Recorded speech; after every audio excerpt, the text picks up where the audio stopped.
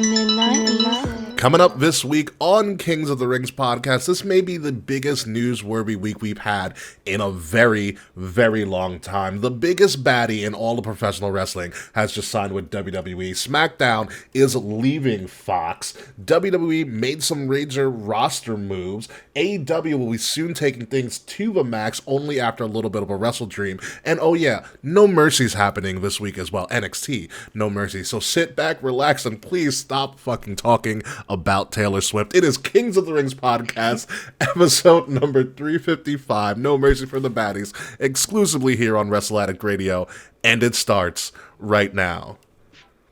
Seriously. Our team's 3-0, baby. Seriously, fuck Taylor Swift and the Chiefs. Travis Kelce, you're cool, but come on, dude.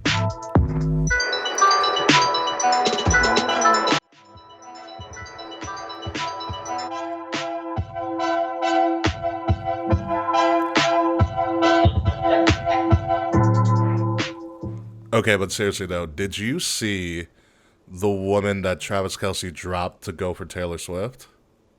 I haven't. You should. I'm gonna Google it.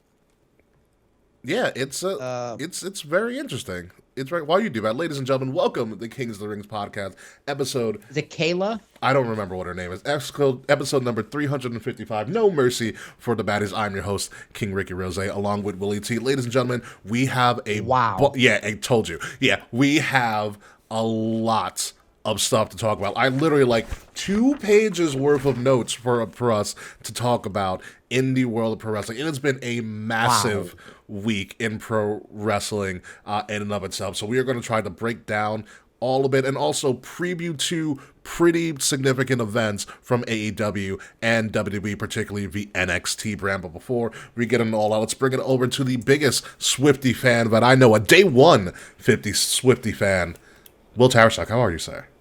I don't really give a shit about Taylor Swift. This other girl, Nicole, is way prettier, Travis. You dropped the ball on this one, man. Told you. Wow. just wow. Hey, man, the first rule of life, appreciate beauty. Yeah. And I'm appreciating beauty, all right. All right, my name is Will Tarashuk. T as in Thomas, A-R-A-S-H-U-K. I can feel my girlfriend's daggers through the wall. It's fall, and I am so goddamn excited. So it's gonna be a good time. I'm so excited to talk wrestling. It's been a few weeks. I'm happy to be back. Yeah, it's robe weather, too. We should do an episode in robes. When it gets wintertime, we should do an episode in robes randomly. Oh, for sure. Yeah, dude. When it's really cold, I'm going to be wearing 2 robes. Yeah, robe. We'll call it the Robe Warrior episode. Just like not tell K. Robomania. Robomania. Maybe we should replace Rumble of Royalties with Royal Roble. Ooh, Royal Roble would be a good one. That's Royal Roble. Keep it. Someone write that down and remind us, please. Please. So yeah, no, we've got a lot of crap to talk about this week. Not even crap. A lot of monumental industry-shifting news has occurred literally within the last time that I recorded an episode with Nate the Great. Thank you, Nate, by the way, for coming in the clutch last week. It was a pretty fun episode. If you haven't listened to it. Nate. Good job, Nate. Yeah. It was a really, really fun and entertaining episode, but a lot has happened ever since we went off air. In particular, let's just get things started and get the ball rolling, because this might be a pretty much a longer than usual episode. First things first, it was announced last week that SmackDown, the SmackDown television show, the brand that is SmackDown, is going to be leaving Fox by October of 2024, because SmackDown is moving to the USA Network on Fridays. They signed reportedly a 5-year, $1.4 billion deal to bring SmackDown to the USA Network. Now, a part of this deal includes, and I have a really, really wild theory about this, a part of this deal also includes that WWE will also put on 4 primetime specials per year on NBC as well. So SmackDown, 5 years, $1.4 billion will go to the USA Network on Friday starting in October 2024. What this also means as well, because I do not foresee NBC Universal shoving out another $1.5 billion, essentially $3 billion in total, to also keep Raw and NXT. So there is a strong potential that Raw and NXT, whose rights have not been sealed yet for the next couple of years, could be moving off of the USA Network and NBC Universal to some potential bidders. For instance, like maybe it's been talked about Disney Plus, ESPN, Amazon is also apparently in the running as well. So for the first time almost ever, Mr. Tarachak, we might see the end of Monday Night Raw as we know it.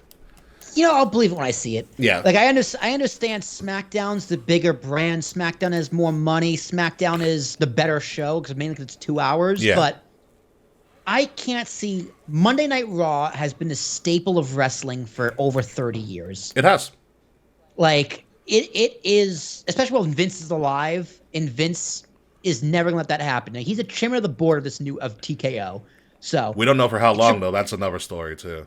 That is another story, whether he's going to be in jail or in the ground. Or if he's selling his stock, too. That's also been reported that his all of his shares are up for sale.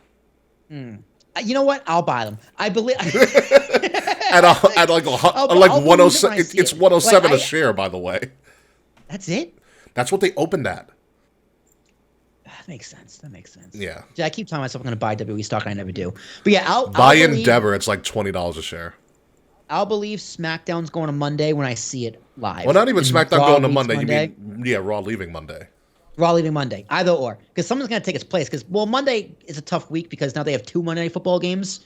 Yeah, that is... For whatever reason, I think it was the strike or something. I mean, that also could be I think that was in the NFL schedule to begin with, which I think genius move. It spaces things out a little bit more. They should eliminate Thursday Night Football because that's a terror and a half, and that's just another sports conversation. Yeah. But yeah, it's hard, like... I feel like WWE can compete against, like, Monday Night Raw has always been able to compete, and better not go to Freeform, Taquan. WWE can compete against one Monday Night Football game, but to go up against two games a week, that's a lot. Yeah. That's a lot. And, like, The Rock's not available all the time. That SmackDown surprise was a massive surprise in and of itself. But yeah, it's going to be interesting. I can't fathom Raw leaving Monday nights. Even when they went to Spike TV, remember that time for a while? They went to Spike. Oh my God. Yeah. They went to NXT on Comedy Central. Taquan, stop it. I can't picture Raw leaving Mondays. They've always been on Monday nights. Like, people who don't watch wrestling, and I say I do a wrestling podcast, like, oh yeah, I used to watch Monday Night Raw. Monday Night Raw. Yeah. Yeah. Like, it's almost become pop culture, like, lexicon. No, definitely. That's what I mean. It's the brand recognition. You know how much shit Elon got for changing the Twitter to X? Like, an idiot. That's what's going to happen to Raw. Like, yeah. there is literal billions of dollars of brand recognition behind Monday Night Raw. Absolutely. And that is the most important thing a company like WWE has, is the brand recognition, which is why they give belts to every championship team except the Jaguars. Yeah. All right. The Jaguar belt was there for like 2 hours, and then it went away. Yeah. Hilarious. So, like, I think WWE is so smart. Their marketing team is so smart. Nick Khan is so smart. He's not going to get rid of that brand recognition. I could see Raw getting cut to 2 hours in a new TV deal. I could see Raw leaving USA for sure. Yeah. Which I also think is kind of silly. They've done it before, but yeah. They've done it before. Where it goes, who knows? But I can also see NXT going back to Peacock, which I don't think is a loss. I think is actually pretty smart. Mm-hmm. But I do not see Raw leaving Monday. I can see SmackDown going anywhere. It is very... The deal I think Get them is... off Friday for sure, though. Get them the fuck off Friday. I think they are staying on Fridays unless something changes within the next year. I don't know if they'll ever move NXT off of TV, especially now that they're just bringing in, like, Becky to hold the titles and stuff like that. I think they're trying to make NXT a commodity, but I understand if it moves to, like, streaming like it originally was. And that was a great get for the original WWE network, you could only get NXT in the WWE network, and NXT was amazing at the time. Like, that was amazing. I am tickled, and I'm interested. Daniel Tosh gonna host No Mercy. Stop it, Taquan. You're on a roll tonight.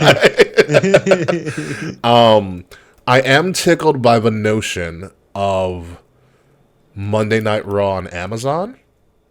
One, because I love Amazon Prime streaming service. I think they're really, really good, especially for live sports. They've done a really good job with that, especially with Thursday Night Football. I'm interested to see how Amazon would handle a show like a Raw or like an NXT. I think it would be fine, but well, I don't trust Disney with it right now. no, absolutely not. I don't trust ESPN with it either. Yeah. But there's gonna be a time in the future, Ricky, where wrestling specifically moves off of cable and goes strictly exclusive to streaming live. Well, save me a bill. That's the future. It's going to be more expensive first. Everyone's going to up their prices once that happens. Yeah. But that's the future of cable TV. It's just getting shifted and repackaged into streaming.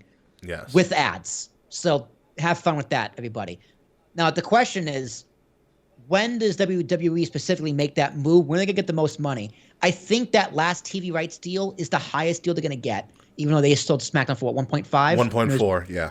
1.4, and previous deal was what 1? It was 1. So, the last time was 1, and because they sold SmackDown for Fox was 5 years, $1 billion. Raw was NBC Universal 5 years, $1 billion. Yeah, those TV rights deals, it's gonna become a point where you peak. Yeah. And you're coming very, very close to that peak. The only thing keeping alive is sports. Really. Yeah. NBA, NFL, and that's really it. Mm-hmm. And I guess true. wrestling. Yeah. Wrestling's been a top 10 when, cable program since the advent of TV. I think right now, if Raw went to streaming exclusive, it hurts Raw. I think less people watch it. Whereas it's on cable, and then the next day rights on Peacock is the perfect way to go. Which is why I think it stays with NBC. So you think NBC shells out? You think else. NBC shells out another like billion for NXT and Raw? Yeah. Yeah. Honestly, it would be a smart move. I like it, especially you keep it all in the family. You already have Peacock. It would make sense that they would be the preferred people because they already kind of know what they're doing at this point. Yeah. My interest here now switches to the arrangement, which was reported by the Hollywood Reporter, which I actually like. I've been reading a lot more of them when they do business stories. They're really good, the Hollywood Reporter. The 4 specials a year on NBC, on primetime NBC, which will obviously be also streaming live on Peacock as well, I'm assuming. But even if it's not, I have this really weird headcanon theory because I said, why are they doing 4? Why 4 a year? Why 4 a year? And then I thought Big 4. Big 4. Oh, those TV specials? Yeah. Yeah. 4 primetime TV. Can you imagine the first ever primetime WrestleMania on NBC? That's too many ads, dude. I'm not looking forward to that. I'm not looking forward to WrestleMania matches with commercial breaks in between. I mean, there are commercial breaks in between. We're usually just there for No, I'm saying mid-match. Oh, okay. I don't think it'll happen mid-match, but I do. If there's money to be made, Ricky, there's money to be had. So fair. They're definitely gonna put a commercial break in the middle of a fucking battle royal. Absolutely. I mean, the battle royal is fine. We can put a commercial break into the battle royal. That's okay. Maybe not the main event or the main matches, but like the undercard and majority of matches are gonna have commercial breaks in between. I don't know if they'll like picture in picture. I can potentially see, but like a hard break. I don't want that. I don't want picture either, picture, dude. but like a hard commercial, I feel like you can implement it in certain aspects of it and not have it, lose any meaning. But I'm tickled to see if these 4 specials are just like, Royal Rumble, things like that. Like I feel like that could be a huge thing, like network TV, big 4 pay-per-views. Is something they've never done before. It's so absurd that it just might work. I mean, I like the idea of like the TV specials, right? Like a Saturday night on cable, fine, prime time, or like a Tuesday night prime time. That's fine. Because like a Big 4 Survivor Series Rumble Mania, no, please, no. It honestly, because it worked for WWE before back in the 80s. Saturday night's main event was huge. Was huge for NBC. Dude, if they brought back Superstars or Saturday Night's Main Event quarterly, yeah, That'd be fucking huge. You bring back the old ropes, you bring back the old style, that kind of stuff. Make Michael Cole dress in an old suit, like that kind of thing, like the old graphics, like Yeah. they did, like they did the new Raw throwback. Yeah, yeah. Like if they did something like that, prime time, that would be great. So here's the thing, also as well. Fun fact about Saturday night's main event. You know where the first episode was held? Probably the Nassau Coliseum. The Nassau Coliseum. You are correct. I just know you. It's like it's probably the Nassau Coliseum. The Nassau Coliseum. And when WWE does live events on the weekends on Saturdays, they have been calling it Saturday night's main event. Yeah, that's great. I think I should totally do that. That's a great idea. It can be interesting. Like the fantasy guy in me, like the kind of the wacky business guy in me, wants like a primetime Big Four, which would be absurd. But I think your idea that it's like these random ass specials that would also progress the storyline, but also could like bring in new people is also a good idea as well. Yeah. Super cool. Yeah, it'd be interesting to see what they do. Unfortunately, Hulu lost out on all of this deal because WWE content is being pulled from Hulu at the end of this month. So you will no longer be able to do Hulu Mondays, Tuesdays, Wednesdays, Thursdays, Fridays, Saturdays, whenever you decide to catch up on your wrestling on Hulu because it's not going to be there anymore. I wasn't really watching it anyway, but I think this is a no-brainer. Because it's not. It's just the next day rights. Yeah. And next day rights. What that means is the show airs on Monday, Tuesday morning. It goes out somewhere. Yeah. AEW needs the next day rights for somewhere. WWE makes the most sense to throw it on Peacock because they put it on Peacock a month later. So, which I think because it's been on Hulu, it prevents them from doing next day rights. Exactly. So now it just opens the door for Peacock. So I'm not worried about it. In fact, it's actually way easier for me because Peacock is actually turning into a pretty solid platform. Yeah, you can go watch Fast X. Yeah.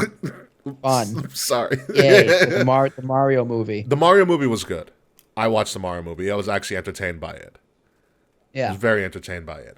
I just want all those A&E documentaries on Peacock. Why the fuck aren't those on Peacock? Is A&E owned by NBC Universal? That's definitely why, but it's stupid. It's like, why would you make an exclusive thing with A&E when you have NBC in your back pocket and you have a network, you have a Peacock you have to sell? Because they were giving them money. That's why. I know. But it's just like, dude, I haven't watched any of them because they're on A&E. That Angle documentary was fucking amazing. I haven't watched it. The A&E documentaries are really, really good. I've been watching them for a couple of years. They are really, really good. A&E's owned by the mouse. Daquan's right. Yeah, no. The A&E docs are really, really good. So they're worth checking out. And so is their WWE's Most Wanted Treasure, where they go searching for all the old crap that the wrestlers sold off because they were broke. That's also a fun one. Yeah, dude, I'd watch a shit out of that on the Peacock, though. Like, I understand. I'm not going on my way to find A&E. I'm not going on my way to find it on the internet because I don't have cable. Yeah. But that's my problem. Yeah, I get that. So, unfortunately, the same day that WWE made all of these TV rights deals and announcements, they also decided to announce that they were cutting a crap ton of people. The biggest shocker for a lot of people that aren't named Will Tarashok I was so happy.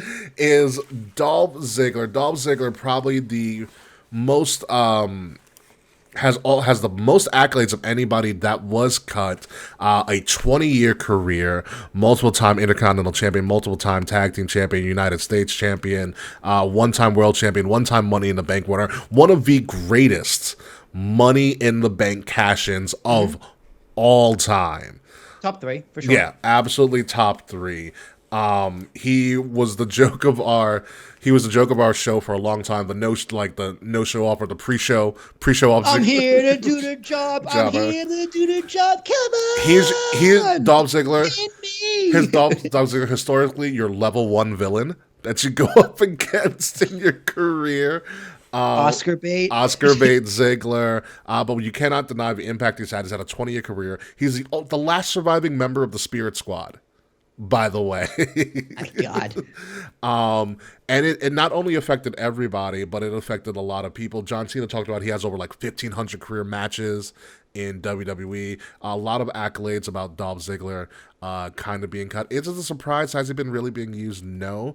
But for me, at least, I felt Dolph, with how tenured he's been in WWE in particular, that he would have a more glorious exit from the company instead of just kind of getting cut. Yeah, I think I saw somewhere a long time ago he has the most matches in WWE history. Something like that, yeah. It's crazy. I mean, don't get me wrong. First ballot Hall of Fame, as much as I fucking hate the guy, Absolutely. and how awful his stand-up comedy career is. Um, It's the thing about Dolph. It's the whole big thing with my friend Kafer, who's been on the show. We've always said, like, name a bad Dolph Ziggler match. yeah, you You can't. can't. Yeah, no, the guy's incredible. I mean, the guy is absolutely a Hall of Famer. I just never got it. never got Dolph Ziggler. I was like, you guys like this guy? This guy. That's what we said about Okay. the Valkyrie. Remember we were trying to do the Mount Rushmore the first time, and they put Dolph Ziggler on the Dolph list. Ziggler We were on. like, I was what? What? What are you talking about? But yeah, like our Discord in particular, join our Discord, by the way. Everyone's like, "Oh my god, I can't believe it! Like, wow, did this happen?" I was like, "Guys, where would you? He's not being used. He's getting paid to do nothing. Okay, use him and cut who? Yeah. Where do you put him? Where do you put him? Because if you're gonna put him on TV, someone needs to come off TV. Yeah. So, who? And if you can't, the same thing with Mustafa Ali. Same thing with Shelton Benjamin. Well, with same Mustafa, thing- Mustafa was a little bit different. Mustafa was supposed to have a match on No Mercy this weekend for a North my God, American amazing. title. Amazing. He was supposed to be the North American title person. He was going to go up against Dom, and they released him. Or he Amazing. asked for his release. Who knows? The Dolph introducing himself gimmick was top tier. Hi, I'm Dolph Ziggler. That's all he did for weeks. No, do you remember? Do you remember when Dolph would come out as different performers for a couple that of was- weeks? Would he? Remember that he was, came out- That was Charlie Haas. No. This is like later on in Dolph's career. It was like it was the it should have been me, Dolph. Oh my God! Then he was the Colonel. He was the Colonel for a He was minute. the Colonel. He was the Colonel. Yeah, no, this is going to happen eventually. WWE just had a merger. We knew the cuts were coming. They're making cuts. They're making cuts in the front office. They're making cuts to talent. They gotta beef up their stock price, of course. But Come on, guys. also, have you seen the entirety of a WWE roster? I'm also including NXT.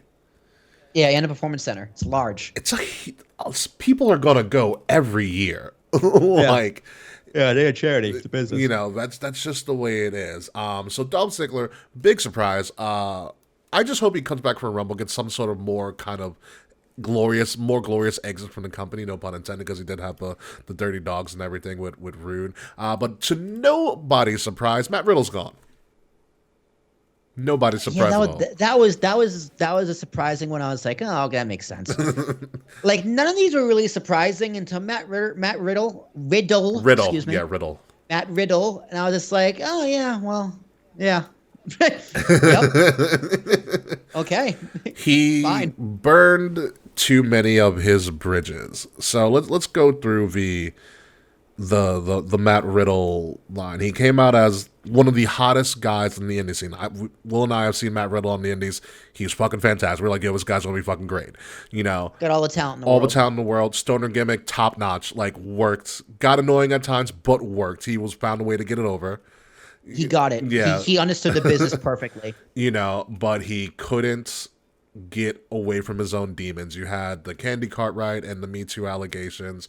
You had the clear infidelity with him and his wife that occurred. You had all of the drug issues that persisted to the point where he got popped for a drug, which they had to suspend him. They paired him with like the worst bad boy in the history of wrestling, Randy Orton. Okay, the man, Randy Orton, if he wasn't an Orton, if he wasn't a legacy, would have been dropped from the company years ago. You know, and so he got paired with Randy. He seemed to be doing well with Randy. Randy, unfortunately, got injured. Then Matt Riddle was up to his own devices. That ended up being a horrible move. He got sent to rehab on WWE's dollar. Let's not forget that, folks. Finally made his way back, seemed to be going somewhere, and then the JFK incident occurred. And you heard about this, right, Will?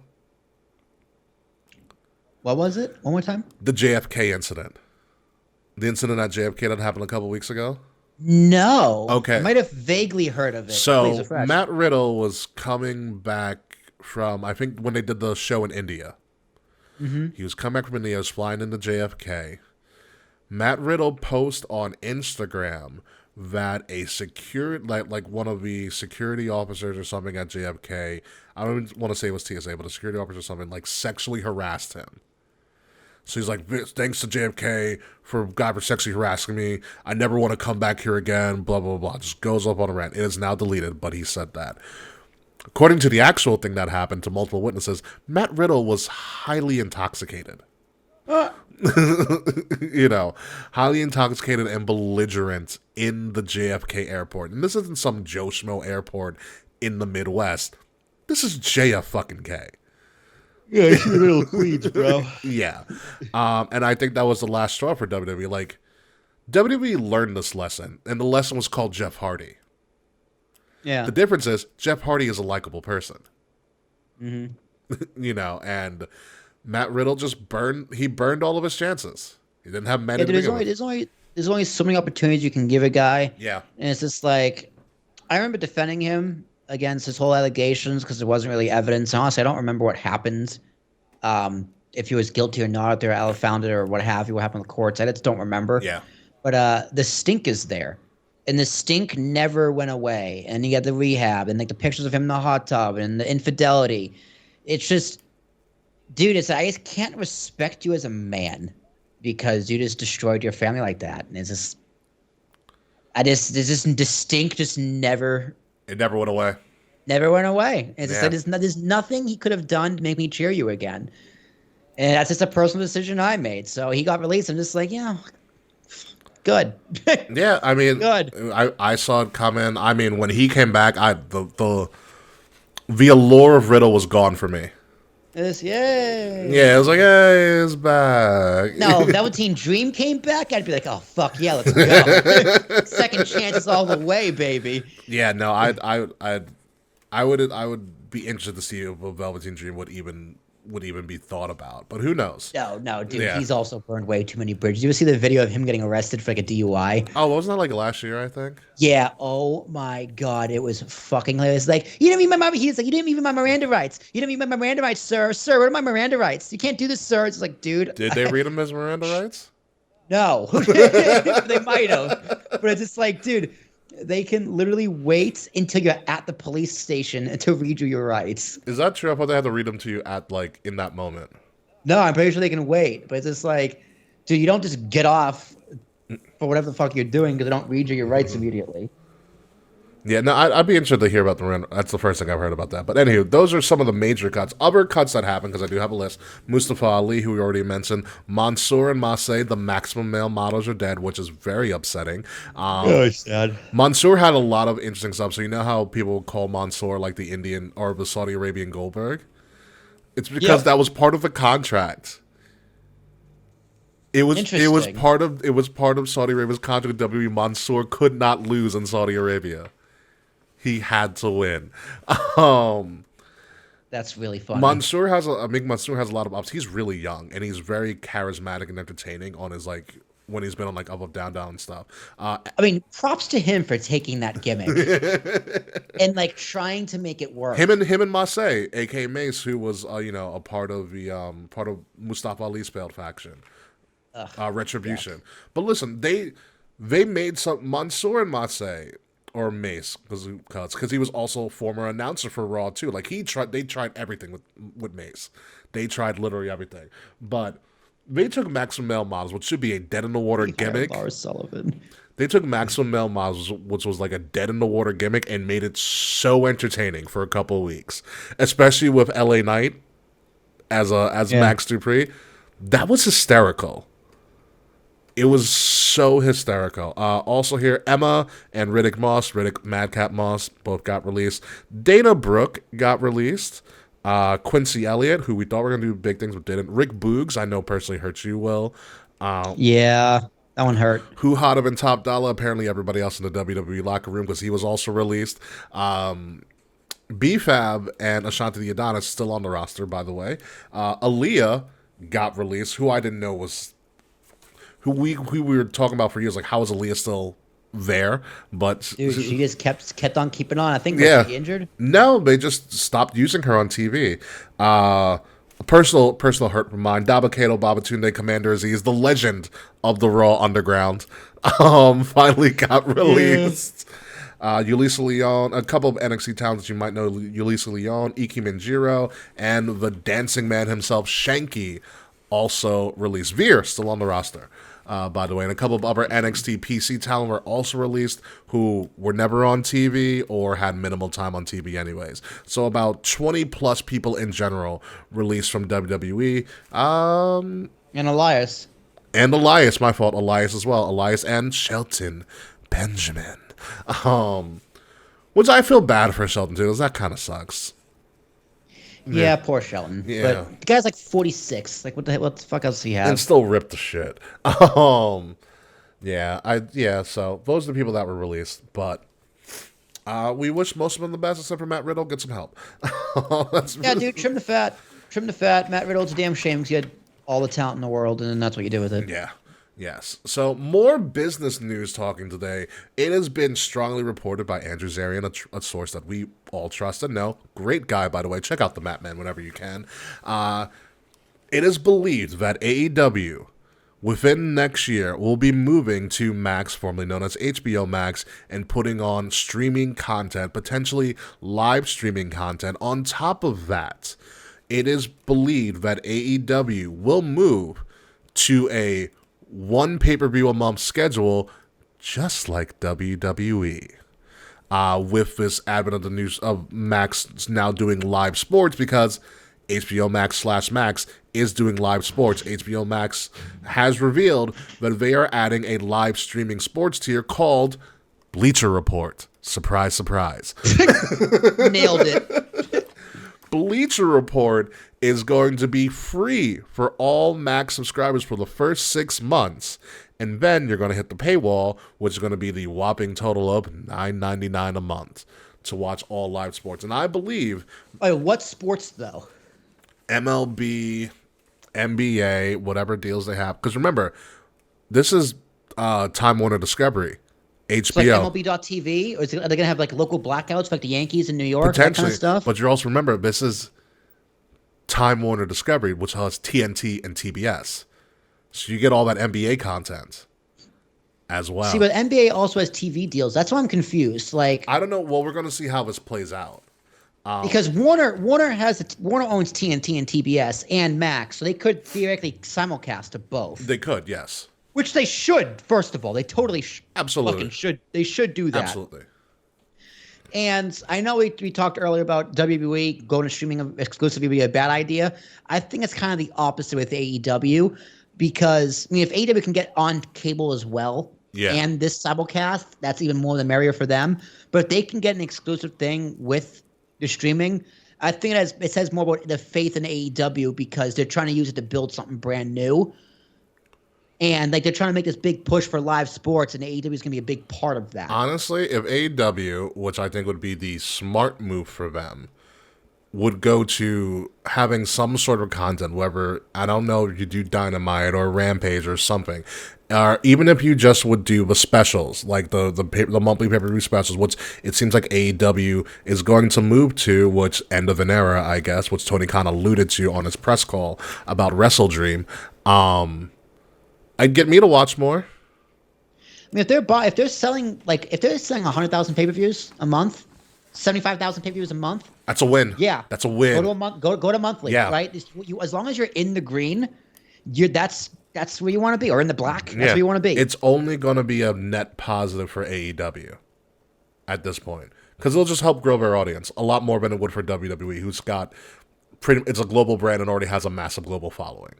Yeah, like I don't think Warner Brothers and Max or HBO or whatever the fuck is kicking AEW to the curb at all. I think they see them as very a valuable commodity and a product worth investing in, which is good, which is very good. Because I also agree. I think they're definitely worth investing in. You just got to get rid of Tony Khan. Although he has all the money, so maybe keep Tony Khan. You got to get an actual CEO in there. Someone who knows. Khan. Exactly. You need a Nick Khan. Somebody who knows what they're doing. A lot of people will probably ask, like, why does this take so long? Well, here's the thing. From a technical streaming standpoint, live streaming stuff live is a whole different realm of the technological field than it is. It's also really fucking expensive. That too, yeah. It is very difficult to do when you're starting up a streaming service. That's why when WWE did it, people were like, "How did they pull this off?"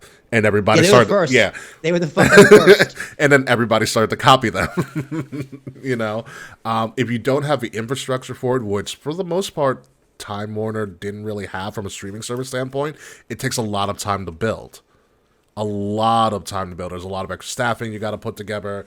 There's a lot of engineers in the background that you have to like have on 24/7 to make sure that this works in a timely fashion. Yeah, you got to test the servers. You got to test the strength of the servers. Like if you have 100,000 people watching something, is the server going to crash? Exactly. Like there's so many means tests you have to do. It's just like a statistical, logistical nightmare. Yeah. I can't even imagine how all the shit that goes into this. But and when it does go live, it's going to be not good. When it goes live, it's still going to be buggy. Yeah. Like, yeah. For the first few months, it's still going to be buggy, guaranteed. Yeah, WWE had that problem for a couple of months when the network first started. So it was bad. Yeah, it was really bad. But they will figure it out. Like they will figure it out. You just got to be patient with them. So more power to AEW. Hopefully this goes well, and hopefully this will help just grow their platform and their performers. But it also will probably have Tony Khan really rethink about some of the structures of their contracts for some of their performers. Speaking of which, the first... Oh, not that. Joking. Speaking of structures and live streaming and everything like that, Elimination Chamber's coming to Australia. The last good transition. Yeah, I totally jumped the gun on my own notes. I totally went over some because I'm excited to talk about the big baddie in the room. But Elimination Chamber is not a baddie that we should really be totally dismissing. Elimination Chamber going to be in Perth, Australia, at the Optus Stadium, February 24th. The last pay-per-view before they return to. Where is Perth? Is it east side or west side? I want to say it's. I totally forgot. I want to say it's Western Australia. Yeah, it's literally just says Western Australia on my freaking screen. On the graphic here, it's Western Australia. So this is the first pay-per-view since Super Showdown. Remember Super Showdown in Australia? Which was 6 years ago. Oh my god, that's when the what's her name? Where the people were there, the Iconics. Yeah, Buddy Murphy was also highlighted. He won the title. He won not the 205 line title. He won the Cruiserweight Championship. Dude, Australia is so fucking big. Dude, I've been to Australia. It's a beautiful place. Beautiful, beautiful place. Too many bugs, dude. Too many bugs. You get used to it. This also really continues the trend of WWE putting their non-major pay-per-views outside of America because they can and they will, and now they have TKO behind them, so this is going to continue. Also, something to of note for the Elimination Chamber pay-per-view from Perp. It is in Australia. This pay-per-view is going to be in prime time, Australian time. Do you know what that means? It's 8 a.m. 6 a.m. 6 a.m. Eastern? Yeah. Fuck that, dude. I'll watch it on Sunday at noon. Yes. This will be a 6 a.m. show for everybody in the U.S., at minimum. So now we get, well, I want to try because now we get to learn how, people in Australia or like in London have to watch their shows for like Raw and stuff. And I think that's why they're so diehard too, because like they don't have the luxury of watching it during a normal time. Well, that's their fault. Move to America, bro. We're the greatest country on earth. Oh my god, arguable. But yeah, so this is a pretty big deal. Elimination Chamber, February 24th, 4 days before my actual birthday. Yeah, right? Turning 28, folks. Yes, exactly. That is exactly what's happening. I'm turning 28 on the 28th for the second time in a row. It's like my golden birthday. So that's going to be a big deal. I'm excited for it. When WWE has shown when they go to these destination places, particularly Backlash in Puerto Rico, they do a great fucking job. Money in the Bank in London was phenomenal. Australia's going to be no different, and they have a lot of Australian performers. In particular, Grayson Waller is going to be a monster when that show happens. Like, yeah. Yeah, like, it's going to be pretty absolutely crazy. Well, no, I was like both of them just have. Or Billy Kay's pregnant. I was about to say, what about if the Iconics come back in Australia? Yeah. Listen, I love me the Iconics. I know you do. They're just so goddamn annoying. It's what made them so great. The Iconics. It's just the voices, dude. So you're not a Pretty Deadly fan, then, are you? Nah, I like Pretty. They're okay. Have you seen the video package for like the recovery? They did a recovery from injury package. I just love that he has a shoulder injury and he's sitting in a wheelchair. What's his name? Pierce, made like a note of it. Pierce. Did Pierce get released, or was he trolling? He was. I think because it was the same day that the TV deals came out, he did not get released. Amazing. Oh no. Yeah, I love Pierce. He's a good on-screen character. When Pierce pointed out, like, I thought you had a shoulder injury. He's like, you had a shoulder injury. Why are you in a wheelchair? And they flipped out on him. Yeah, it was really funny. It was really funny. SmackDown's been really good. SmackDown's been pretty solid. Look up the Kit Wilson video package from last week's SmackDown. So they started out, it looks like a PSA for like a donation or something, and he's just like, you know, the great orator Olivia Rodrigo said, life is hard. And they do a whole recovery video package of him recovering from a separated shoulder. The doctor's like, he has a separated shoulder, he'll be fine. Yep. That's all it is. So, like, you guys are stupid. The rumor is, and yes, boy, indeed, the rumor is that apparently Xavier Woods has been helping Pretty Deadly out, and the advice he gave him was like, just be as ridiculous as possible. I mean, it's true. That's great advice. It worked for the New Day. Just be absurd and ridiculous. If the New Day didn't realize that they just could be absolutely absurd, the New Day wouldn't have gotten over. Absolutely. And that's what Pretty Deadly's do. Be as dumb and absurd as possible, and it'll work. And it worked. It is one of the weirdest things about wrestling, because, you know, people say, how do you get over in wrestling? And one of them is like, well, you know, you got to be your personality times 10. But turn up to 11. Yeah, the other side of that coin is you can either be yourself up to 11, or you can be as ridiculous and dumb as possible. They both work really well. Like, or you do both. Or you do both, and it also works. You can be Kurt Angle, and you can be Kurt Angle in a little cowboy hat. Cowboy hat Kurt is still really entertaining. That's what I mean. It's both sides of the spectrum. Cowboy. I mean, you can also be serious Brock, or you could be serious dancing Brock. Yeah. Both work really, really well. Or you can be the biggest baddie in all of pro wrestling, because it was announced literally a couple of days ago. Jade Cargill, the rumors were true. Jade Cargill signed a multi-year contract with WWE and began training in WWE's Performance Center. So let's break down some things that happened here. Number one, ESPN broke this news. Okay?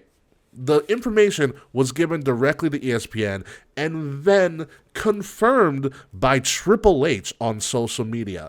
WWE then confirmed it on their social media with multiple posts, pictures of her going into the Performance Center, video of her going to the Performance Center, pictures of her training in the PC, over 10 plus million social media views about Jade Cargill signing with WWE in less than 9 hours, okay?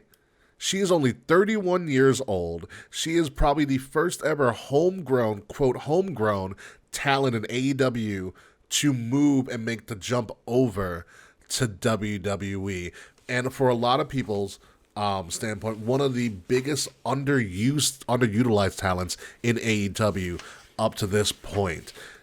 Jade Cargill is a big deal. So before we dive a little bit more into it, because I have a lot of Jade Cargill stuff, what are your thoughts on this move for her, Will? I mean, it's about goddamn time, Seriously.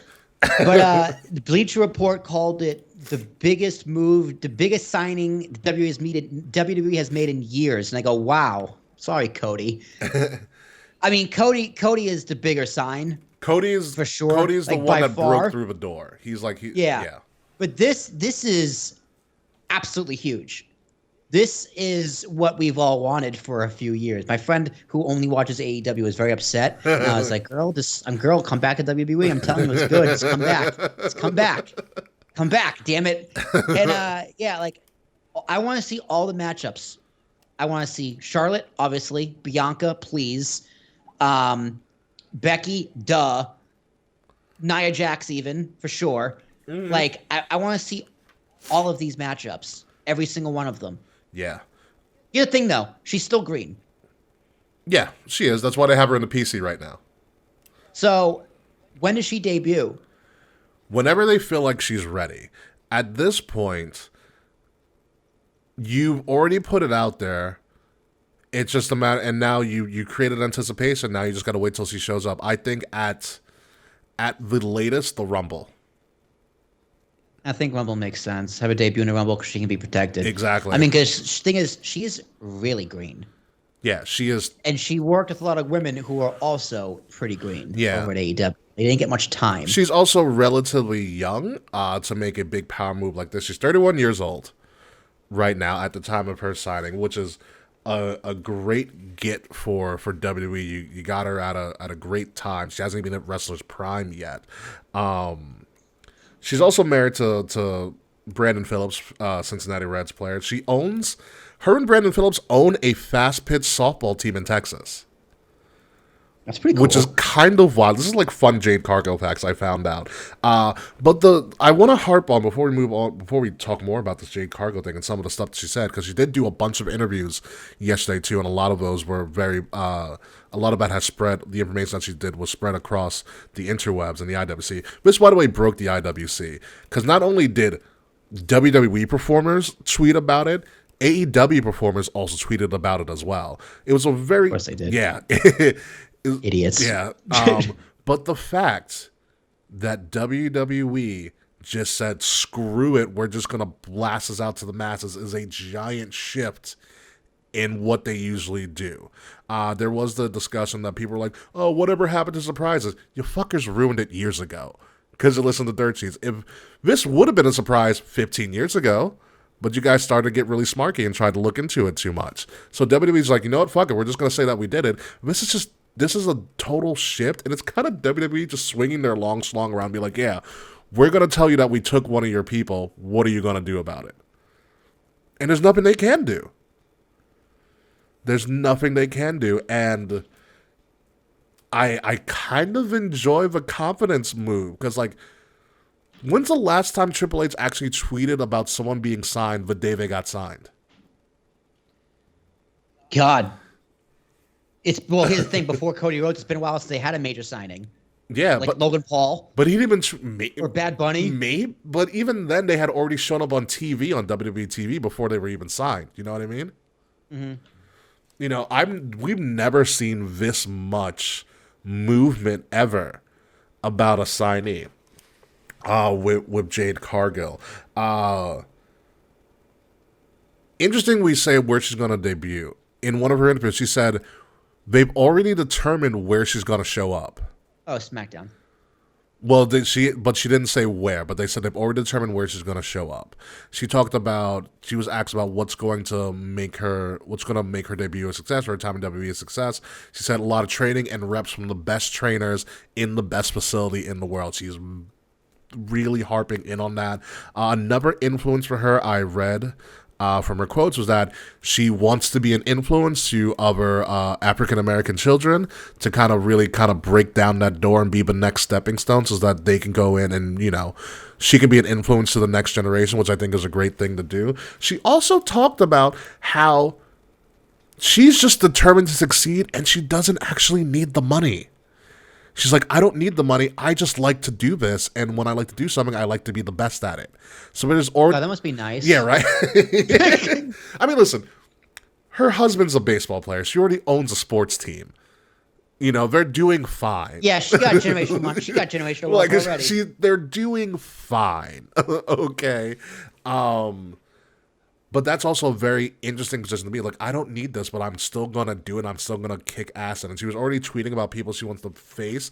Her top 4 she listed was Rhea Ripley, Charlotte Flair, Bianca Belair, and Nia Jax. She even tweeted that... I can't believe I forgot Rhea Ripley. That'd be a great match, too. She even tweeted at Rhea saying, my signing is bigger than your entire championship run already.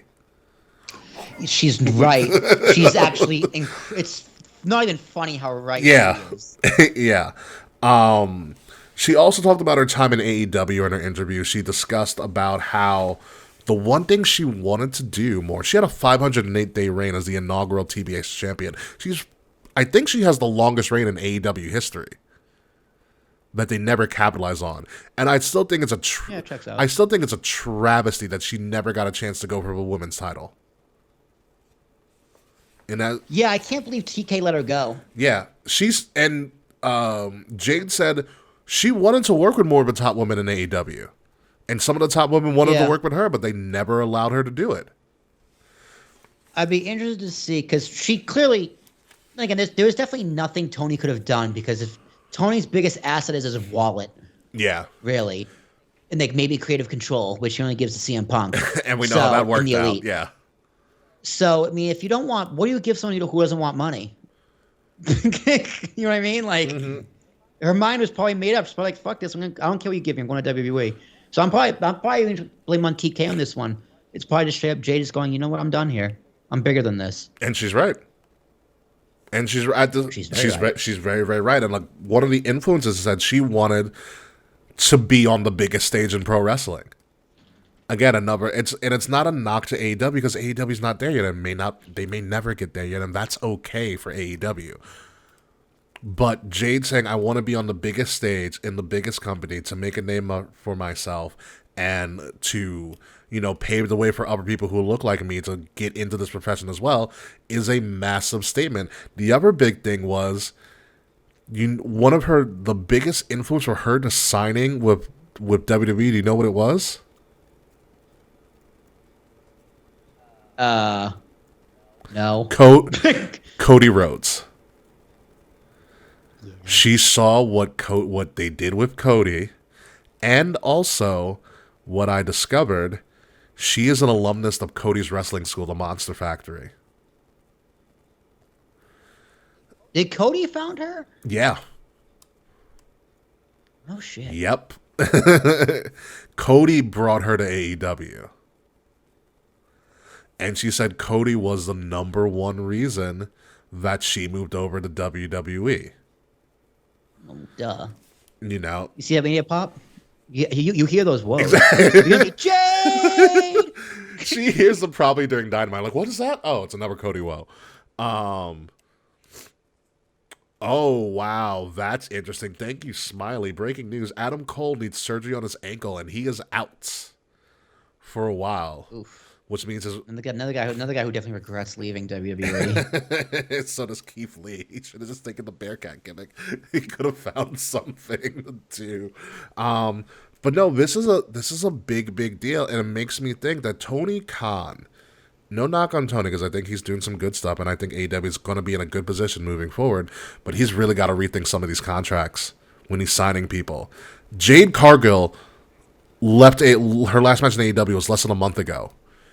And she is now blowing up WWE's social media all over the place. It was even an article on WWE.com. Yeah, dude, Tony Khan's is a bad businessman. That's what it comes down to. That's the big problem with AEW. The biggest problem with AEW is they're not good business. They just don't know how to run a business properly. And Tony Khan, I think, is a great ambassador for the company. He's a great spokesperson for the company. He's not even a bad face for the company. He's just bad at making business decisions. Yeah. Yeah, no, I absolutely agree. Absolutely agree. Adam Cole. I think he's very likable. He seems like a likable guy. I have a lot of fun partying with Tony Khan. Yeah.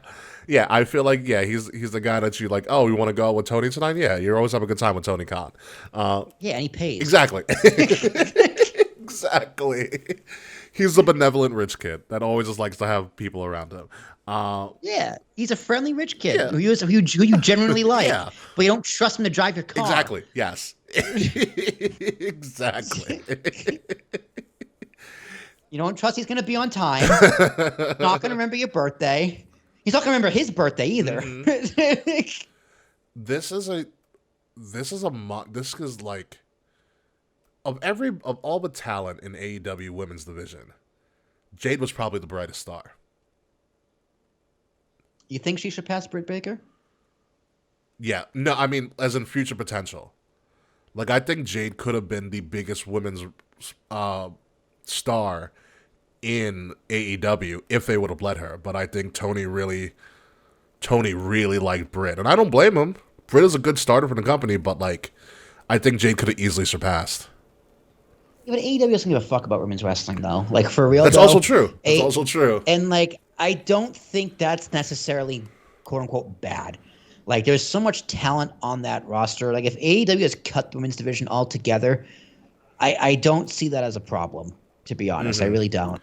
Because there's just so much talent, and so you can just make room for better content. Yeah. You can't do that in 2023, but... Also, I mean, it's at this point, with how much attention they don't get, what's the difference between having them there just for the sake of being there and cutting them? Fair. I mean, they've always underutilized their women. Cut those hoes. Yeah, they've always underutilized their women's position. So this is a great move for Jade, and also the scary thing about Jade is that I think Tony is probably going to regret in the future. Jade was self-made on social media. Like, she created the Baddies section? She bought people tickets. Yeah. Like... Yeah, she got over... By herself. In spite of AEW. Exactly. Yeah, like, imagine if AEW actually put some effort into her, but now imagine the effort WWE can put into her. Oh, those video packages are going to be so good. It's going to be amazing. They're gonna be so good. Yeah, it's gonna be so good, dude. I'm so excited. I'm very excited for Jade, but take your time, Jade. There is no rush right now. Yeah, no rush. There is no rush. Whenever you show up, you show up. It's gonna be crazy when she does, and I think you do it on the biggest stage possible. And I think the Royal Rumble is a great time. The Royal Rumble's in Tampa. She already lives in Florida. The PC and you give her vignettes leading up to Rumble. Not a surprise entrance. Give her vignettes. Give her vignettes saying like Jade's coming, Jade's coming, Jade's coming. You know, as long as they keep her name Jade Cargill, which I think at this point you have to. Yeah. You already made a big hoopla about who the hell she is and her name. Make her like number 18 and between number 18 and 23, and just have her be in the final four. That video package vignette has to include what her new theme music is. Oh, or a hint at it, so you kind of know what to listen for. Is this make Jay? Here's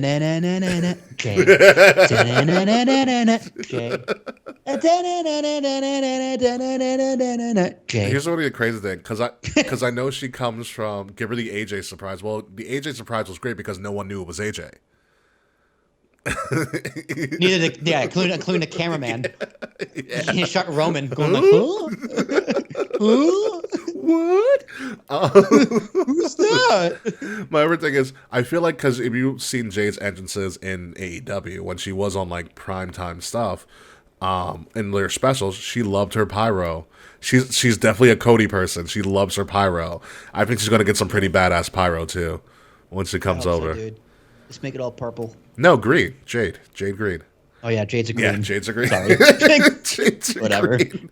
Close enough. But good luck to Jade Cargill. The entire wrestling world is going to be watching this. And I'm very excited. I want to see, and Charles told me this the other day, or we were vibing about this. What if in somewhere down the road we got Jade, Bianca, Mercedes? In a sex tape? No. No. Triple like a Mania triple threat. Yeah. Yeah, that'd be cool. Because at this point, I do not believe Mercedes will ever show up in AEW. Because I think that's just a bad move on her part. I don't know, man. She's just LIVN, dude. And more power to her. She has Star Wars money. Yeah, like what the fuck is what is she gonna do in AEW? Mercedes, that is. Like what are you gonna do there, Sasha? Like really? Nothing. For real though. She does. You haven't given anything since you left. I know you got hurt. But she had the title. What have you? And she dropped it. But like, is she still hurt? I don't know. She's showed up at Comic-Con in a couple weeks, so I can ask her for you. Ask her. Yeah. Ask her. Like how's you your feeling? I have my shoulder. I said, how's your ankle? What are you gonna do? You gonna go? Hey, Sasha, did you get my letter? No. Like, oh, that's because I forgot to stamp it. Step on her foot. Yeah, okay. I'll be calling you for bail money. Honestly, dude, I'll pay it. That's worth it. That'd be hilarious. Hey, Sasha, get my letter? Oh yeah, I forgot to stamp it. God. Jesus Christ. You're out of your mind. Anywho, good luck to Jade. But No, you're right. You do it to Riddle. He doesn't wear shoes. yeah. Rusev learned that lesson the hard way, too. All right, back to AEW. Even though we have lost Jade Cargill, they're still putting on. What this poster get Thanos snapped? What the fuck is going on in this poster? Is it a sandstorm? Is it an AEW sandstorm? Seattle's not even known for sandstorms. Oh. It's Seattle? Yes, What? Seattle. Not even fog. It's like a sandstorm. This is the Antonio Inoki tribute show that apparently that Tony Khan said they were going to do when he announced it at All Out. It's going to be from the Climate Pledge Arena in Seattle, Washington, former home of the Supersonics, as they used to be a thing back in the day for all you young kids. So this is the third pay-per-view in a row that they're going to do. So the third month in a row, but they're doing a pay-per-view. So good job, Tony Khan. So it does really look like they're going to move to a monthly pay-per-view schedule. Tony Khan did mention this might be the end of an era, which might mean there's something on the rise with AEW. John Moxley's gonna stop believing. Dude, he looks like he's gonna want to be on the poster. Well, let's go through this. It does look like John Moxley just doesn't want to be. He's like, why am I here? And why is MJF hiding in the back? It's Ricky Starks. Oh, where's MJF? I don't know. There's multiple posters, but MJF is not even on the poster. He has a match, all right. It's not on the poster. He has a match, but it's not, and he's not defending his title on this card. But the big one on this card is Bryan Danielson versus Zack Sabre Jr. in a dream match. Zack Sabre Jr., the current NJPW World Television Champion, and Bryan Danielson is just doing whatever the hell he wants at this point. To be honest with you, I've seen Sabre. Sabre works, not Sabre, Sabre. Sabre works really slow.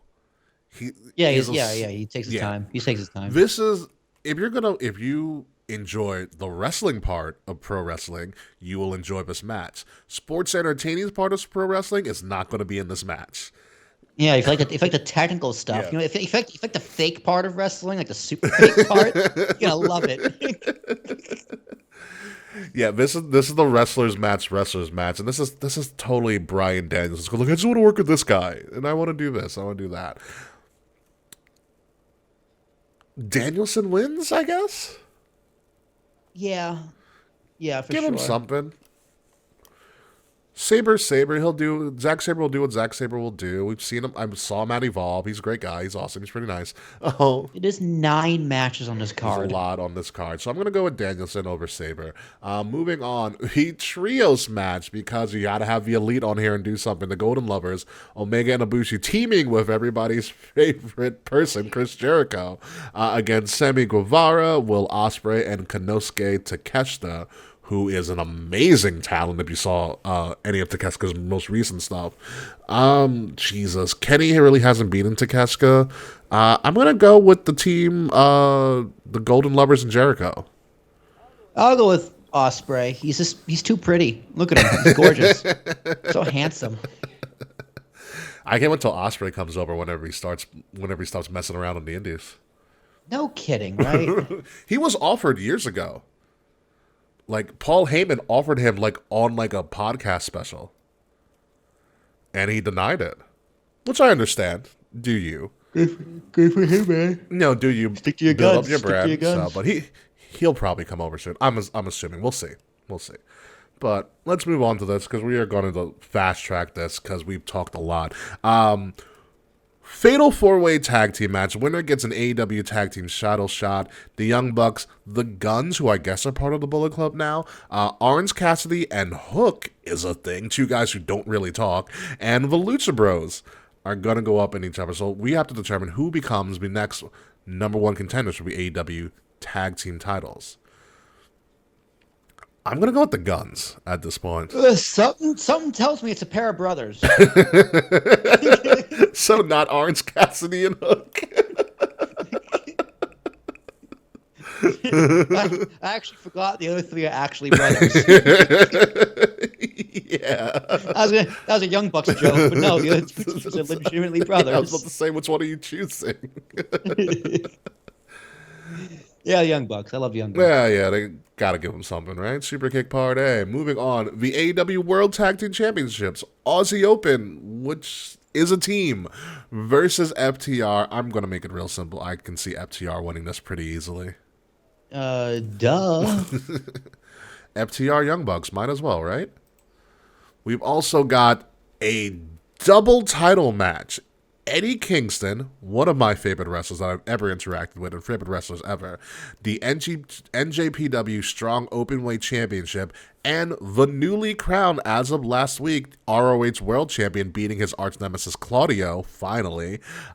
He's putting both titles on the line against the ROH Pure Champion, Katsuari Shibata.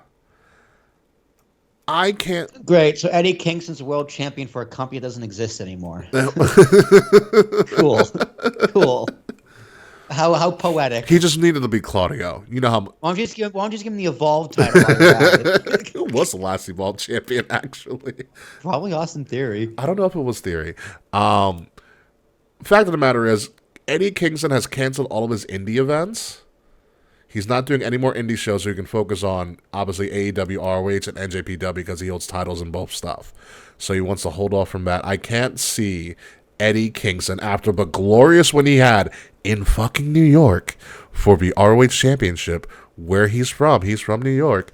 And then him dropping in less than 2 weeks. Eddie's winning this. Yeah. And long may he reign. Eddie Kingston is freaking awesome. Absolutely awesome. I just wish he could be in WWE, but his character doesn't blend well with WWE at all. No, it wouldn't work. It wouldn't. Eddie's him and he just like he'd be in a program with the Miz and just go off script and get fired. He'd get so fucking annoyed and just be like, I'm gonna get fired for this. But I don't care.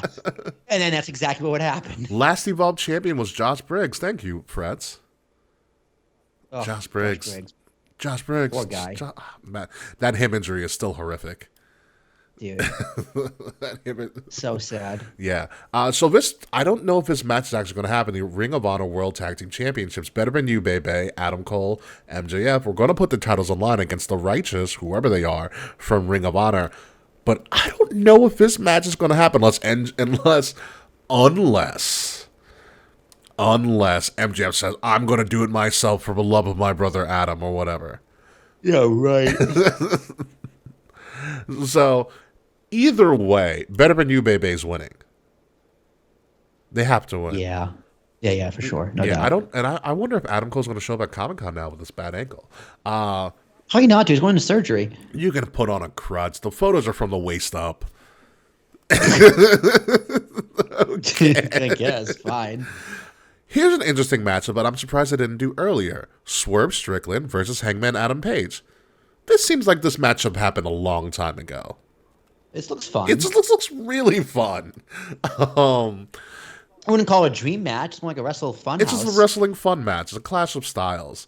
We know Cole is in wrestling, but we're talking about him showing up at Comic-Con. Swerve. It is a handicap now. Thank you, Frets. It is a handicap match. So here's the thing. Every time you think AEW is going to do something with Hangman Adam Page, they don't. Facts, dude. Straight. That's why I'm going with Swerve on this one. Yeah, Swerve. Every time you think Hangman's over, think again. Every time Hangman tries to get over, CM Punk goes to ruin his day. That's what That's the thing, dude. I think Hangman's too dumb to leave or too loyal to leave. He should, but he he's already not re-signed going a to. multi-year contract. Like Yeah, he can get out of that though. It's AEW. Yeah, he should have jumped. But I get that he wants to stay loyal and stuff. But he should have jumped. He should have jumped and taken his buckshot lariat back from Logan Paul. That's how he should have came. He should have buckshot lariated Logan Paul out of his contract. Dude, that's a match I want to see. Logan Paul was a Hangman. Yeah, dude, that's a WrestleDream. That'd be absolutely amazing. But Swerve for the win. Swerve is more of a Toronto than Hangman. I don't get it. I do get it. The TBS title, Julia Hart's going for something instead of looking really deadly all the time versus... This title still exists? Yeah, the title that Jade dropped and no one cares about after Jade dropped the title to Chris. Why? Chris Statlander is the second ever TBS champion. She beat Jade, and Jade is still the bigger story at the moment. Statlander's defending against Julia Hart. I got to go with Statlander. It's a Long Island thing. She's from Hicksville. Sure. Yeah. She boops people still, right? I don't know if she boobs people still. Boop. She does something. I never got the Chris Statlander. She was always interesting in Evolve. She was an alien. Yeah, she was an alien. I'm like, whatever works. That's what Kurt Hawkins taught you to do. Down at Create a Pro. Let's let you do that. Damn. Okay, complete sidebergs. We're talking about women's wrestling. You're right ahead. Garrett Cole threw a complete game shutout to end the season. Give him the Cy Young. Yeah, talk about a fucking tip in the cap on a Cy Young season. Give him the Cy Young. But moving back to WrestleDream, this is going to be happening on Sunday night, probably on Bleacher Report before it goes on to Max. But how do you think this will go? I'm going to go... we've never seen them do WrestleDream. We have no idea what WrestleDreams mean. We don't know if it's going to be the beginning of something bigger. 7.5 for me for WrestleDream. 6. I don't give a shit. We'll see what they do. A lot of their programs, if they do move to a monthly schedule, a lot of their programming is going to change drastically. Speaking of drastic changes, NXT is bringing back No Mercy. No, not the great video game that AEW tried to emulate with Fight Forever, but the actual pay-per-view known as No Mercy is an NXT special from Bakersfield, California. And it's a pretty interesting card with NXT No Mercy, starting off with Carmelo Hayes versus Ilya Dragunov. And anybody who's ever seen an Ilya match knows that Ilya Dragunov does not give two shits about his body. And Carmelo Hayes is probably the next big thing coming out of the Performance Center next to Jade Cargill. I have an interesting theory about this. I think Carmelo drops. He gets called up? He gets called up with Bobby and the Street Profits. God. Yeah. Yeah. Oh, booking. That's what a great booking. They've been teasing it for a while because Bobby met with Carmelo one week on SmackDown. I remember that. And it's been team. I remember. Yeah, that was good. So I think that's it. But I think Trick Williams cost Carmelo the title. Oh, you gotta have Trick. Yeah, Trick. How do you know? Have you heard Trick Williams' theme? No. Is it Trick? No, it's Trick? Whoop That Trick. Whoop that Trick. Wow. It's amazing. It's absolutely amazing. So I think I'm gonna go shot. I think Ilya finally gets this title. And he runs with it for a while before he goes up and faces Walter at some point. Cause I want to see Walter or Gunther versus Ilya Dragunov at like a WrestleMania or something. Yeah, that'd be cool. That'd be really cool. Up next, the women's title with the surprise women's champion known as Becky Lynch versus what Trish Stratus would have hoped to have been when she first debuted, Tiffany Stratton. I am very high on Tiffany Stratton. She is absolutely phenomenal. They are going up. Tiffany's trying to get her title back, but Becky beat her on regular NXT TV in an Extreme Rules match for the NXT Women's Championship. So, Will, real quick, I know you didn't talk about this because you were away for a while. How was the wedding, by the way? I never asked you. Oh, wedding was dope. Yeah, 80% of it was in Hebrew, so I have no idea if they actually married or not. Should have got translate. But no, it was good. The venue was really good. The food was kosher. Yeah. Oh, the cocktails were magnificent, and the Airbnb. I'll tell you about the Airbnb and on the post show because it was fucking awesome. Yeah. So, but did you watch any of Becky beating Tiffany? No, I haven't watched NXT in years. You should watch it. It's a really good match. I do like Tiffany. She's just a younger, hotter, and better Chelsea Green. I compare her more to Trish. Interesting. Looks wise as well. But she has to where's the manager gimmick though? Chelsea Green, yeah. No, Tiffany. No, she doesn't. She's more Barbie. Oh. She's more like a stuck-up Barbie. Which is really quick side note or sideberg on Chelsea Green. So Chelsea Green was off of Raw this week, and so she literally live tweeted all of Raw. What a mark. And was talking. She kept on like every other tweet was judging Adam Pearce's decisions. It was fantastic. But no, Tiffy and Becky in an Extreme Rules match is fun. I love Tiffany's finisher, like the tippy top moonsault. Have you seen her do a moonsault? No. So the way she does, because she's a former gymnast. She hops onto each level of a turnbuckle and then moonsaults off. Interesting. Yeah. In succession, like no breaks. So it's like three steps jump? Yeah, with no breaks in between. Is she bunny hop or like 1 foot each? No, it's both feet at the same time. Those are bunny hops. Interesting. Well, yeah, that's also really hard to do. You ever try to do that hop? Like on a turnbuckle? That's really hard. No, not a fucking chance, dude. Have you seen me like walk? Fair enough. Becky, I think Becky survives this in a weird way. It's an Extreme Rules match, so this totally moves towards Becky. We might see blood in this. I would love to see a blood in this match. Well, yeah, dude. Here's the real reason why Becky won this title, because ratings. Because they're going for a TV deal. Yeah. And what are the people who are going to get a TV deal going to see? What are their ratings been the past few months? Mm-hmm. Oh, good? Great. Give them a bigger deal. Yeah, I also love how this was kind of like a botched promo by Tiffy that turned into a thing. That too. Which is great. Also, but makes it think, was it botched? Yeah, I don't think it was.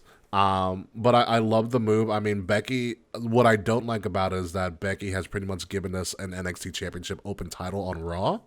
Which I'm like, there's better ways to use to get a secondary women's title on Raw and leave NXT's titles to NXT, but whatever. We also had the North American Championship on Raw as well, and that was an amazing match. But I agree. It was Dirty Dom and Dragon Lee, and they put on a crazy fucking match. But in regards to this match, I think there should be blood. I think this should be pretty extreme. I think it should be pretty fun. But Becky survives. They might move Tiffy somewhere, because I think she's ready to go as well. I think her and Carmelo are ready to go. Surprisingly enough, they both have all the character work, and they could do something. But you're also in such a weird place right now, being in right before Mania season. That do you want to bring them up and waste them in the Mania slot, or do you wait till post Mania? Which is more of a fresh restart. It's an interesting decision that they have, but I'm going to go with Becky here. Are you also going to go with Becky retaining? Yeah. All right. Moving on. Until it's a TV deal, Becky's retaining. Gotcha. All right. Speaking of TV deals, Dominic Mysterio putting his North American title up a line against guess who? Well, your favorite man, Trick Williams. Trick is the one replacing Mustafa Ali to face Dom for the North American title with special guest referee Dragon Lee, who Dom beat this past Monday on Raw. Again, in a hell of a match. You can say that Mustafa got tricked. Wow. Wow. The fact that I didn't see that coming is embarrassing to me.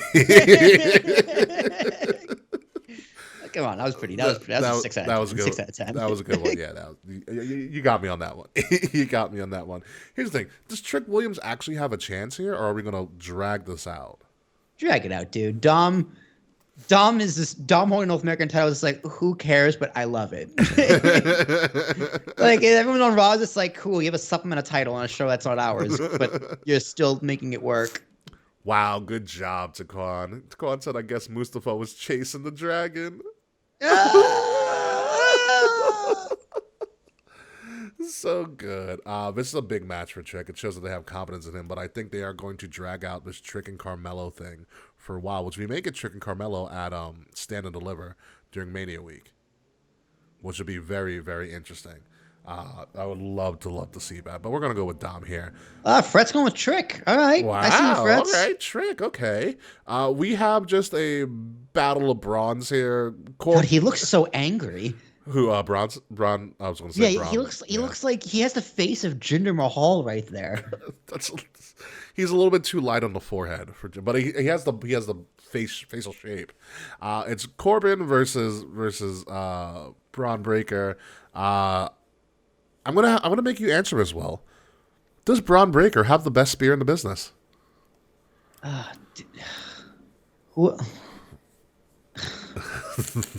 Who else is a spear? That is still active? Edge isn't signed. Roman isn't on TV. So, yeah, he does. Orange Cassidy does a spear randomly. Yeah, who gives a shit though? Look at him, he's tiny. So yeah, Braun Breaker. Look at those traps, dude. Look at those. Look at how barely those fucking that strap goes on his fucking shoulders. Yeah, Wardlow. It's struggling. Wardlow dude. could never, right? Right? Like that. Those fabrics, those things, those stitches are being stretched. Yeah. Moose's spear is pretty good.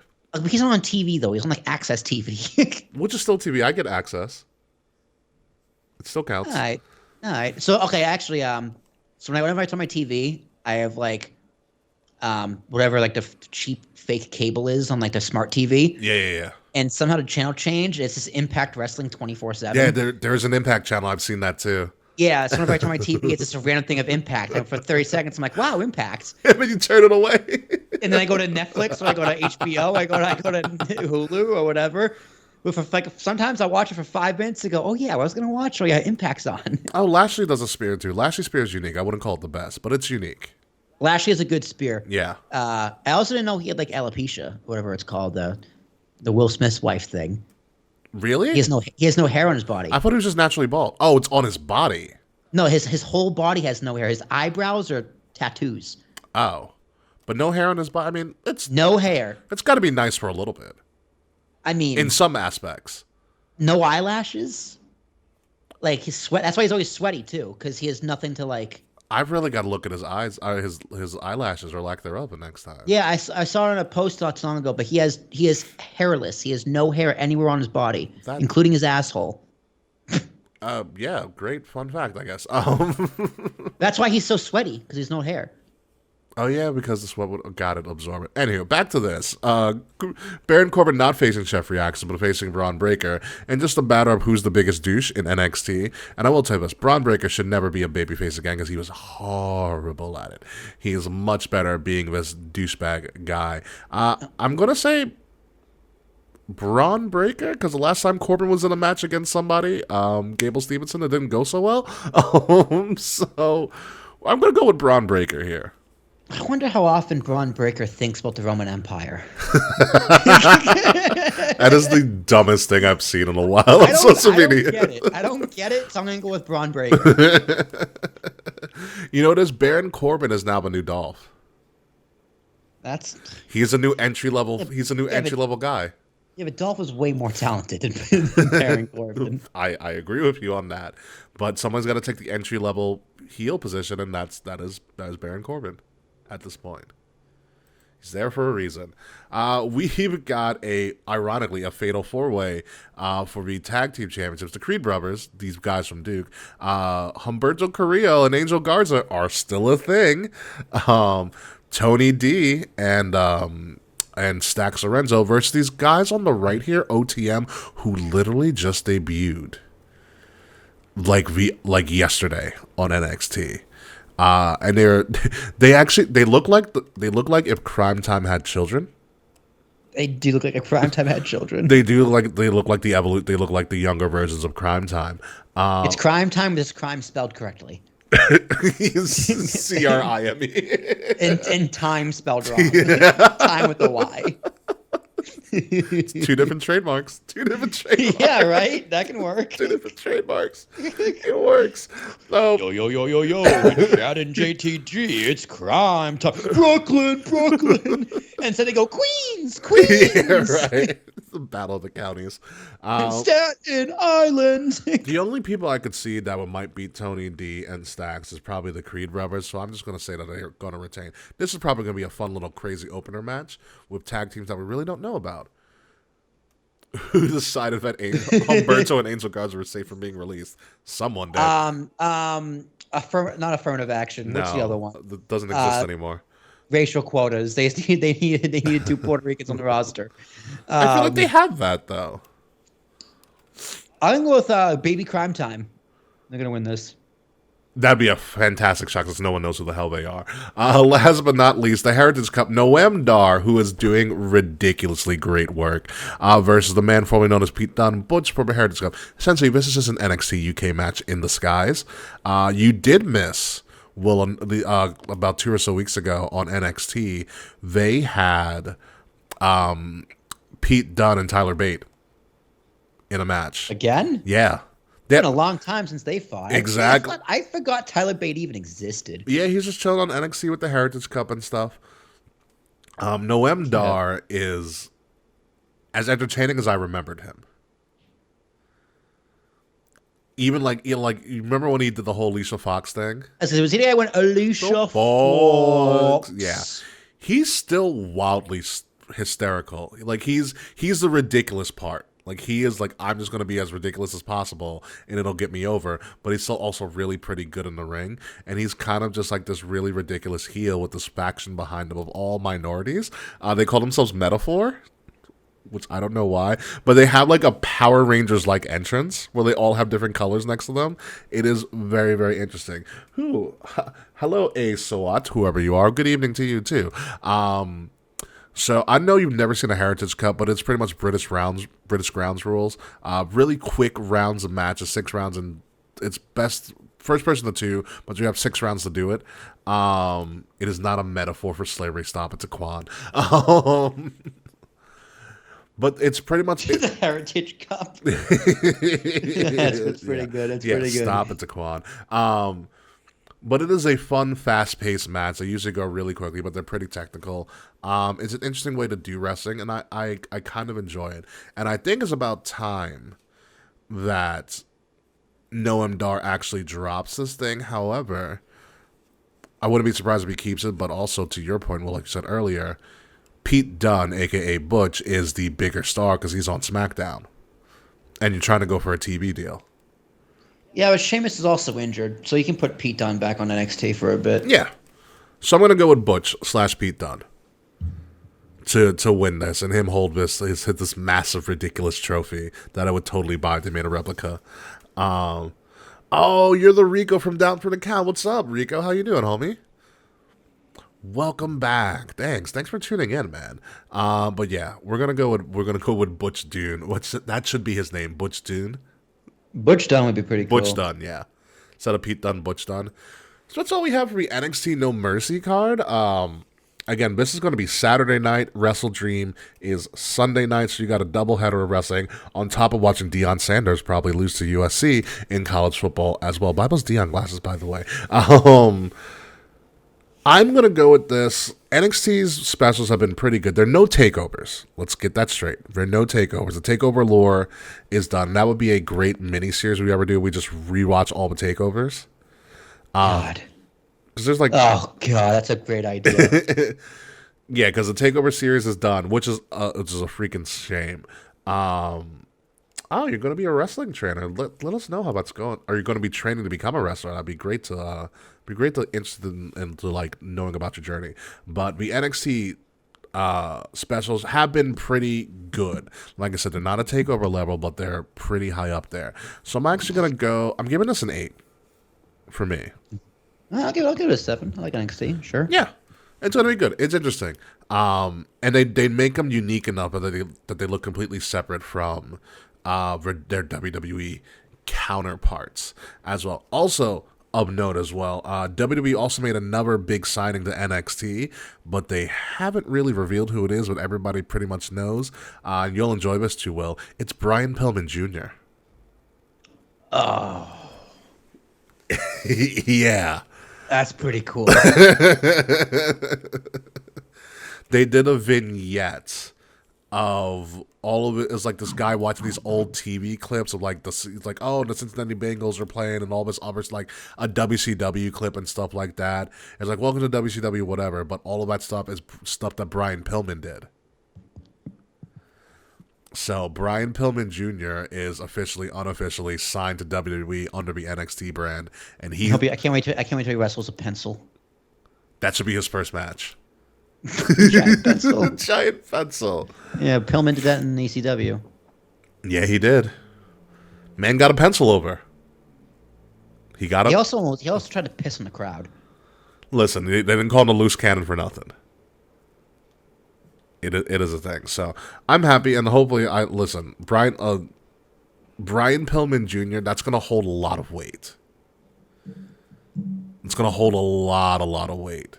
His wrestling in the industry for a while is pretty big, so for NXT to get him, very, very good. Very, very good for that. But that is the end of our show this week, we have covered a crap ton of stuff in wrestling. And it's been a while since we've gone 90 minutes. Yeah, no, it's been a while, but I'm glad we did. I mean, if this isn't proof of everything we went through, SmackDown getting $1.4 billion, Raw and NXT are probably going to get another $1 billion. AEW going to get crap tons of money once they go streaming. Elimination Chamber, Jade Cargill getting probably a crap ton of money. Pillman Jr. on Broken Skull Sessions would be unreal. He hasn't done anything though. It's the fact talk about his dad. It's the fact of Austin talking to Brian Pillman's son because they were the Hollywood Blondes. Yeah, but there'd be a lot of reminiscing about things he wasn't there for. But I mean, Austin can throw up his hands and talk about his career on the Indies and stuff too. I was the biggest star. Sorry, kid. Be with Esme. With all the stuff we talked about, there should be no doubt in your mind at this point that pro wrestling might be in its best era ever, and I'm including the Attitude Era.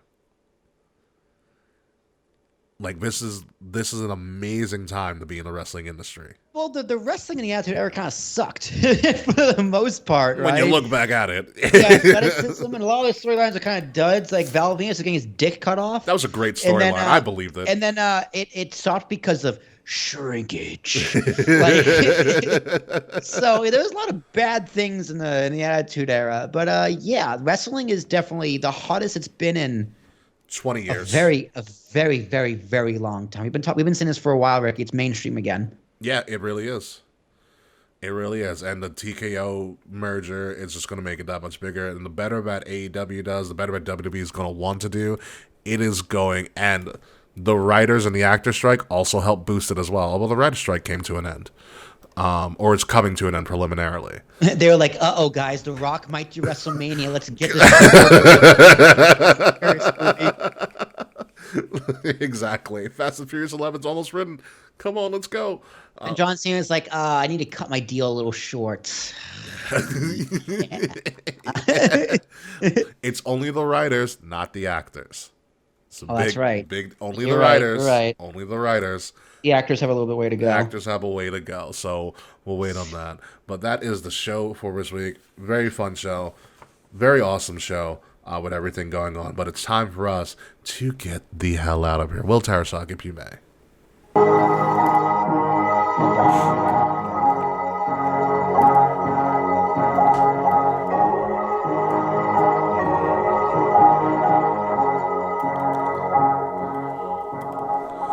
Ladies and gentlemen, you have been listening to Kings of the Rings podcast and watching episode number 355, No Mercy for Baddies, because the biggest baddie in the room has signed with the biggest company in the world. Congratulations to Jade Cargill on getting that bag, although you really didn't need it. Congratulations to WWE for getting SmackDown $1.4 billion. AEW is moving to HBO Max. There is so much crap going on. And oh yeah, Matt Riddle's gone from all of our lives for now. I have been your host, King Ricky Rose. You can find me at Ambassador Biggs across all social media outlets when I return. Kings of the Rings podcast, you can follow at KOTR_podcast across all social media outlets. Like, share, subscribe. Leave us some 5-star reviews wherever you listen to us, and make sure you're listening to us on your favorite podcast site by subscribing to Wrestle Addict Radio, the cure for the common wrestling podcast. And follow Wrestle Addict Radio socials at addict_wrestle on Twitter, because no one in their right mind calls it X, and Wrestle Addict Radio everywhere else. The links to all of our stuff, including some of our awesome merch, which I am wearing at this moment in time, is our links in the description below. Will Tarasok, welcome back, sir. Oh, it's good to be back. I missed this podcast. It's been a long time since I've actually done a podcast. But my name is Will Tarasuk, T.S. and Thomas, A-R-A-S-H-U-K. Hopefully that's changing, because I had a business call, a sales call before this podcast. So keep your fingers crossed for your boy. Yeah, follow me on the only thing I'm only active on social is LinkedIn. So if you're into that kind of shit, Will Tarasuk. Yeah, when everybody's all pretentious for no reason. I love being on LinkedIn because I'm just God, it's the worst. It really is the worst. I look people on LinkedIn, I'm like, I used to get shit-faced with you, I used to get shit-faced with you, I used to get shit-faced with you. You are not functional whatsoever. But whatever, we're going to see if this works. So when we come back next week, we're going to make sure that this stream actually works to the best of our ability and talk about everything that's happening in the world of wrestling, including the fallout for WrestleDream, whatever big news Tony Khan might have up his sleeve, because it's been a long time coming for Tony Khan to make a big announcement. He's been pretty hiding in wait right now. He also has that game in London, because Jacksonville yet again this weekend as well. And who knows what the hell's going to happen within a week's time. You saw what happened this week. There's probably going to be bigger stuff happening next week. So until next week, folks, goodbye, good night. Thank you for everybody who joined us live. Except for you, Slack. Fuck you, Slack. We'll see you soon. Midnight. This has been a Wrestle Addict Radio branded podcast.